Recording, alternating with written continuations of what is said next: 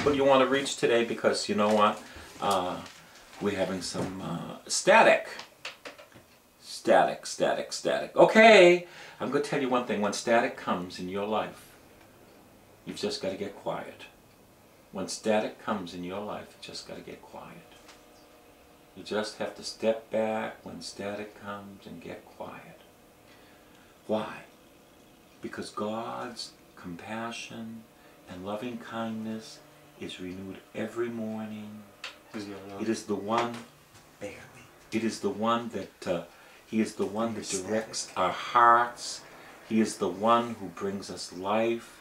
When static comes, you've got to step back rather than enter into the static. Do you understand what I'm saying? And static comes to all of us. It comes to all of us. You know, there's always static that wants to come. So what do you do when static comes? You step back. That's what you do. You don't fight it. You step back.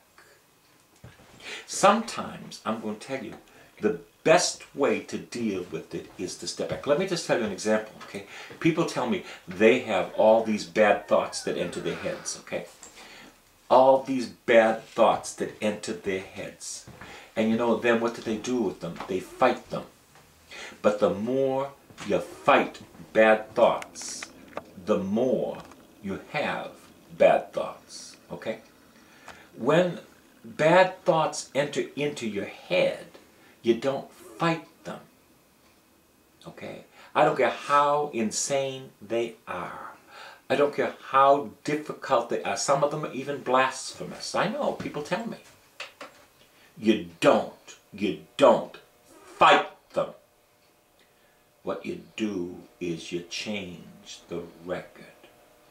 You say, just bless Father Tom today. Use him today. Bring converts to him today. You see, you change the record. You use the static for prayer. Okay? You use the static for prayer. So you change the record. What the devil means for evil, God means for good. Now you might say, where does the static come from? You just might, you know, be a little what? A little off balance. But you don't fight with static. You don't fight with those thoughts. You don't fight, because it's like fighting the wind. It's like fighting your shadow. Okay? It doesn't lead anywhere. Now, I know all of us, you know, some more than others, you know, there are other people that are called obsessive-compulsive. Well, we're all obsessive-compulsive to one degree or another. Some people, on a scale of 1 to 10, they're just 1. Other people are 11. What do you deal? How do you deal with obsessive stuff, obsessive thoughts? You don't enter in. You don't. If you enter in, you know what happens? You lose. You'll be so tired at the end of the night because you fought these thoughts all day. You have fought these thoughts all day. And it's not time to fight. It's time to step back and to pray. Say, well, you know what? I'm going to pray for Father Tom right now. I'm going to pray for Father Tom that God make him a great prayer warrior. That God visit his heart today. That God use him on the radio. You know, in other words, you change the record. You understand? I don't care how gross the thoughts are. And they might be gross. They might be gross. You see, all this is happening because we couldn't connect today. Isn't that wonderful? What the devil made for evil, God makes for good. I wouldn't have talked like this today. I would not have talked. And you know, if I'm reaching one person that's tormented, and that's the word tormented, because with those thoughts, you have torment. And torment is never, ever, ever of God. Never, ever, ever of God. Torment is not from God. So, as these thoughts come, you know, the scripture says, as a man thinketh. Yeah, but you know what? These thoughts don't belong to you. These thoughts might be coming from something else. I'm not even saying the devil. It might be a condition in your brain because you're used to fighting them, and they keep on coming, and they produce adrenaline. Oh yeah, they produce adrenaline. And what do with them? You fight them more, and the more you fight them, they stick to you, and the more they stick to you, the more you have them. You change the record. You change the CD. You get step back, and you start praying for me. See how selfish I am? Oh, I'm very selfish. But you start praying for me when those thoughts come. That God make me holy. You see, because if I'm holy, I can reach more people. And that I cooperate with God, that He make me holy. Understand what I'm saying? And if you don't want to pray for me, that's fine. Pray for somebody else. Pray for somebody else with cancer. You change the record. You change the thought. And you don't get afraid of the blasphemy, of the gross thoughts that go through your head, of the sexual thoughts, whatever they are. They could be anything.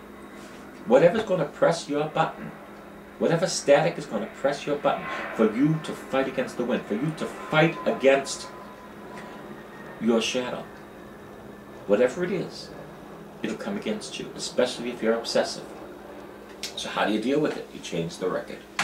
If you don't want to pray for Father Tom, that's fine. You pray for somebody else.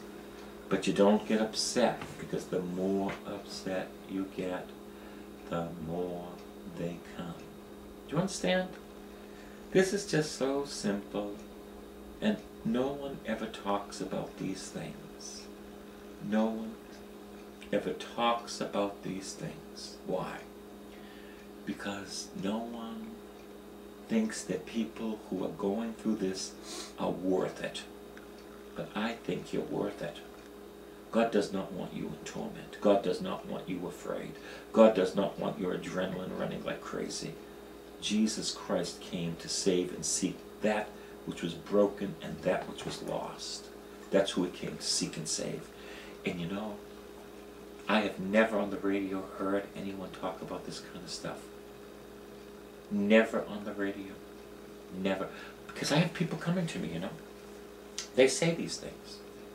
They say, so I can say it to an individual. Now, because our blue box didn't work, because there was a lot of static, I'm telling you, I can preach this way. That what the devil meant for evil, God means for good. I never would have preached this way today. This would not have been what I would have said. God does not want you disheartened, okay? He does not want you tormented. He loves you. He loves you today. Jesus shed His precious blood for you. You are the King's kid. That doesn't mean we have extra privileges. That means we are royalty and we belong to the Father. We've been adopted through the blood of the Lamb. He's taken those adoption papers out for you. And He's got plans for you. You say, you know, but I can't even get out of my own way today. That's right. So when you're most weak, you're most strong. I can't even get out of my own way today. When you're most weak, you're most strong. He's got plans for you. He's got plans for you. You've just got to step into Him, His love, His mercy, and stop chasing yourself. Stop getting involved in the static. I know that's very difficult, especially if you have a pattern. So you need a grace. You need a